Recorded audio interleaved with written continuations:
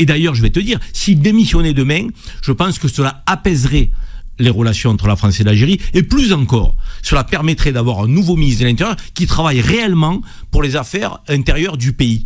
Lutter contre l'insécurité, les insécurités au pluriel en France, parce qu'il y en a, il y a beaucoup de travail là-dessus, on a envie d'être protégé, on a envie que le budget de la police nationale puisse augmenter, c'est pas le cas sous Bruno Retailleau, il faut quand même le savoir. Donc Bruno Retailleau, quels sont ses résultats?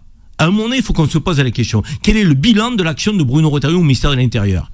Je pense que son bilan aujourd'hui n'est pas florissant. Et c'est pour cela qu'il prend le sujet de l'Algérie au quotidien, pas un jour sans que Bruno Retailleau ne parle de l'Algérie. Ça doit nous interpeller. Mais pourquoi ce pays est devenu à ses yeux aussi important alors que nous expulsions pas plus pour d'autres pays? Je l'ai dit, Tunisie, Maroc, Algérie, même pourcentage d'expulsion. Pourquoi on fait focus sur l'Algérie? Le Mali, nous expulsons moins qu'en Algérie. Pourquoi on parle de l'Algérie et jamais du Mali? C'est bien qu'il y a une volonté derrière. C'est qu'il y a un objectif.